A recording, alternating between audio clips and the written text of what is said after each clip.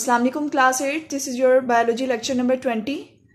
Students, today we will learn about how do scientists insert gene in a bacterium, which is on your book page number 35. आज के topic में हम देखेंगे कि scientist जो हैं वो कैसे जीन को इंसर्ट करवाते हैं बैक्टीरिया के अंदर। इसके कुछ स्टेप्स हैं, वो बेसिक स्टेप्स आज हम डिस्कस करेंगे। आपकी बुक पे इसकी हेडिंग्स नहीं बनी हुई, आपने ये हेडिंग्स बना लेनी है स्टेप्स की, और मैं साथ साथ आपको इसकी एक्सप्लेनेशन बताती जाती हूँ। Okay, the first step is that identification and isolation of gene of interest. पहले तो आप ऑर्गेनिज्म में से जिसमें से आपने जीन लेनी है उसमें से अपनी मर्जी की जीन को आइडेंटिफाई करना है, मतलब कि जो आपकी जीन ऑफ इंटरेस्ट है, ठीक है, जो कि आपकी इंटरेस्टेड जीन है, जो आपको डिजायर्ड प्रोडक्ट बना के देगी, आपकी मर्जी का प्रोडक्ट बना के देगी। पहले तो आपने उसको आइडेंटिफाई करना है। आइडेंटिफाई का मतलब होता है रिकॉग्नाइज करना, पहचानना। सेकेंडली आप क्या करोगे, आइसोलेट कर लोगे उसको। जो आपकी जीन ऑफ इंटरेस्ट है, आइडेंटिफिकेशन के बाद आप उसको आइसोलेट कर लोगे, उसको सेपरेट कर लोगे सेल में से। ओके, तो फर्स्ट स्टेप क्या है for inserting a gene into a bacterial cell. जब आपने एक बैक्टीरिया के सेल के अंदर जीन को एंटर करवाना है तो पहला स्टेप आप ये फॉलो करोगे कि पहले जीन को आइडेंटिफाई करना है और फिर आइसोलेट करना है। नेक्स्ट है an enzyme is used to cut the gene from donor organism. अब हम कैसे जीन को निकालेंगे, ये एक डोनर सेल है, ठीक है, इसने अपनी जीन को डोनेट करना है, इसने जीन देनी है, इस वजह से हमने इसको डोनर सेल कहा है। अब इसके अंदर आपको नजर आ रहा होगा ये इसका क्रोमोसोम है, उसके अंदर डीएनए प्रेजेंट होता है। अब इसमें से जीन हम कट करेंगे किसकी हेल्प से, एंजाइम की हेल्प से।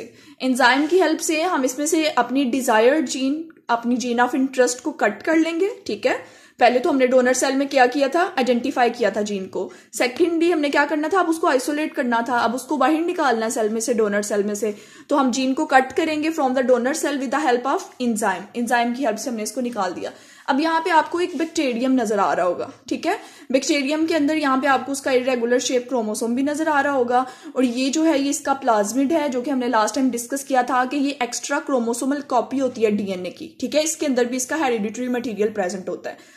अब बैक्टीरियम में से हमने क्या बाहर निकाला, प्लाज्मिड।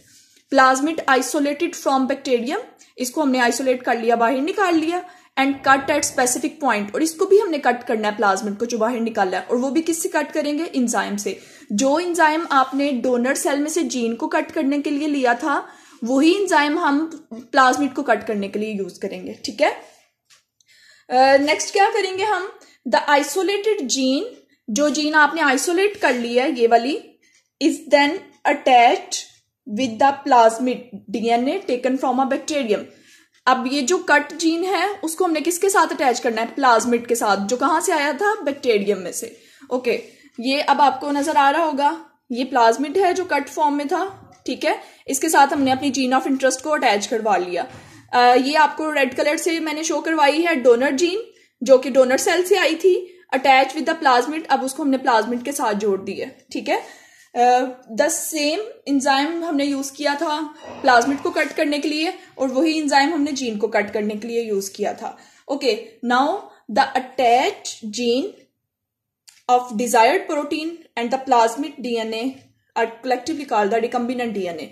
अब इस पूरी टर्म को कलेक्टिवली मैं रिकम्बिनेंट डीएनए बोलूंगी, ठीक है, क्योंकि इसमें दो चीजों का कॉम्बिनेशन है, ठीक है, ये दो चीजों का मिक्सचर है।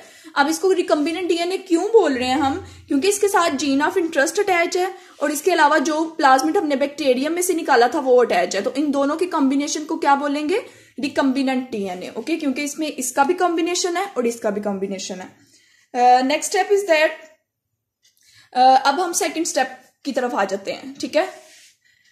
Insertion of gene into a vector.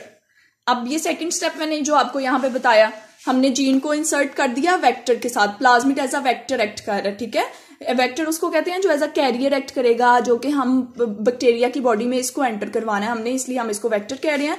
तो हमने इंसर्ट करवा दी थी जीन किसके साथ, प्लाज्मिड के साथ। तो ये सेकेंड स्टेप भी क्लियर हो गया। अब थर्ड स्टेप होगा हमारा transfer of recombinant DNA into host organism, ठीक है। अब जो ये ऑर्गेनिज्म है बैक्टीरियम, ये होस्ट ऑर्गेनिज्म है, ठीक है, क्योंकि इसके अंदर अब हमने रिकम्बिनेंट डीएनए को एंटर करवाना है।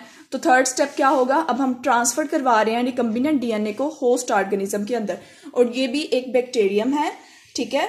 अब हम क्या करेंगे, the recombinant DNA is inserted back into the same type of bacterium. अब इस रिकम्बिनेंट डीएनए को इसके अंदर एंटर करवाना है, लेकिन सेम टाइप ऑफ बैक्टीरियम होना चाहिए, वही बैक्टीरियम होना चाहिए जिसमें से आपने प्लाज्मिड निकाला था, ठीक है। अब उसी बैक्टीरियम में हमने एंटर करवाना है, लेकिन चेंज इतना आया कि हमने सिर्फ उसमें मॉडिफिकेशन कर दिया प्लाज्मिड में, उसके साथ अपनी मर्जी की, अपनी जीन ऑफ इंटरेस्ट, अपनी डिजायर्ड जीन को अटैच कर दिया, ठीक है। अब हम इस बैक्टीरियम को क्या बोलेंगे, ये जीएम बैक्टीरियम बन गया, ठीक है, क्योंकि अब इसमें रिकम्बिनेंट डीएनए एंटर हो चुका है। जीएम का मतलब होता है जेनेटिकली मॉडिफाइड बैक्टीरियम, क्योंकि हमने इसके जो अंदर जेनेटिक मेकअप है वो मॉडिफाई कर दिया। मॉडिफाई का मतलब होता है उसमें हम चेंजेस ले आए हैं, ठीक है। तो ये अब जेनेटिकली मॉडिफाइड बैक्टीरियम है और इसको हम ट्रांसजेनिक बैक्टीरियम भी कह सकते हैं, ओके। फर्दर स्टेप क्या होगा, fourth step is the growth of GMO. अब हमने ग्रोथ करवानी है, ठीक है। Growth of GMO means genetically modified organism, और वो जेनेटिकली मॉडिफाइड ऑर्गेनिज्म क्या है, ये वाला बैक्टीरियम, ठीक है, जिसमें हमने रिकम्बिनेंट डीएनए एंटर करवाया था। अब इसकी ग्रोथ हो गई है, ठीक है। अब इस बैक्टीरियम ने डिवाइड करना स्टार्ट कर दिया, डिवाइड करके इसने कॉलोनी बनाना शुरू कर दी है, अपनी ज्यादा से ज्यादा कॉपीज प्रोड्यूस करना शुरू कर दिया बैक्टीरिया की। और जैसे कि आपको नजर आ रहा होगा, जब उसने कॉपीज बनाई है तो रिकम्बिनेंट डीएनए दोनों में ट्रांसफर हो गया, ठीक है। जो हमारी डिजायर्ड जीन थी वो उस अपने डॉटर सेल्स में भी भेज रहा है। ये पेरेंट बैक्टीरियम है जो डिवाइड कर रहा है, और जो उसके रिजल्ट में बन रहे हैं वो उसके डॉटर बैक्टीरियम है, ठीक है। तो इस तरह बैक्टीरिया अपनी कॉलोनी को इंक्रीज करता जाता है, इसके नंबर्स इंक्रीज होते जाते हैं, ठीक है। और इसी तरह जो डिजायर्ड जीन है वो अपने डॉटर सेल्स में भी भेजता जा रहा है। जीएम बैक्टीरियम स्टार्ट डिवाइडिंग, जब ये डिवाइड करना स्टार्ट करेगा ये बैक्टीरिया की कॉलोनी प्रोड्यूस करेगा। Every bacterium of the colony, जो अब इसके डॉटर सेल्स हैं, उस हर बैक्टीरियम के अंदर क्या होगा, copy of the gene of our desired protein, ठीक है। अब डिजायर्ड प्रोटीन की कॉपी अब उसके डॉटर सेल्स में भी मौजूद है। व्हेन बैक्टीरियल कॉलोनी ग्रो, जब इसकी कॉलोनी में इजाफा होता जाएगा, ग्रो करती जाएगी, इट स्टार्ट्स मेकिंग प्रोटीन्स। अब ये जो है हमें प्रोडक्ट बना के देगा हमारी मर्जी की, ठीक है। और वो क्या है, protein produced by the bacteria. अब ये प्रोटीन बनाना शुरू हो गया है under the instruction of inserted gene. जो जीन हमने इसके अंदर यहां से हमने कट करके इसके साथ अटैच की, फिर बैक्टीरियम में एंटर किया, वो उसके डॉटर सेल्स में आ गई है। तो इस जीन के अंदर जो है वो इंस्ट्रक्शंस यानी कि इंफॉर्मेशन कोडेड है for the physiological and structural functions. मतलब कि आपको मैंने बताया था कि जीन्स के अंदर ही तो सारी इंफॉर्मेशन स्टोर होती है किसी ऑर्गेनिज्म की बॉडी को बनाने के लिए या किसी ऑर्गेनिज्म की फंक्शनल बॉडी के रोल प्ले करने के लिए। तो अब ये जो कॉलोनी है वो ज्यादा से ज्यादा प्रोटीन्स बना के देगी, ठीक है, जो हमारी डिजायर्ड प्रोटीन हम बनवाना चाहते हैं उससे।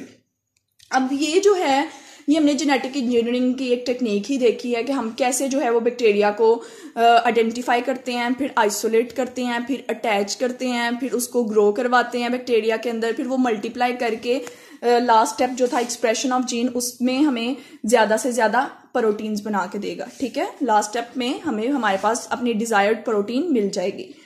तो इसमें ये एक सारा मैकेनिज्म था introduction of gene into a bacterium, कि हमने जीन को कैसे बैक्टीरिया के अंदर एंटर करवाया था।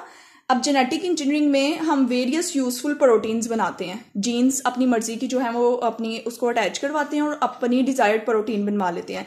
फॉर एग्जांपल यहाँ पे जो प्रोटीन एंड पे बनी है, लेट्स सपोज मैं कहती हूँ ये इंसुलिन है, ठीक है। इंसुलिन भी हो सकती है, या मेडिसिन बनाने के लिए भी कोई प्रोटीन हो सकती है, या तो ये कोई वैक्सीन हो सकती है, ठीक है। अब यहाँ पे कोई भी चीज प्रोड्यूस करवा सकते हैं। अब उसके लिए जरूरी है कि हम वो वाली जीन यूज करें जो आप बनवाना चाहते हो, ठीक है। अब लेट्स सपोज मेरे पास यहाँ पे इंसुलिन आ गई है, तो अब ये इंसुलिन जो है ये लेबोरेटरी में बन गई, हमने इस मैकेनिज्म के थ्रू बना ली।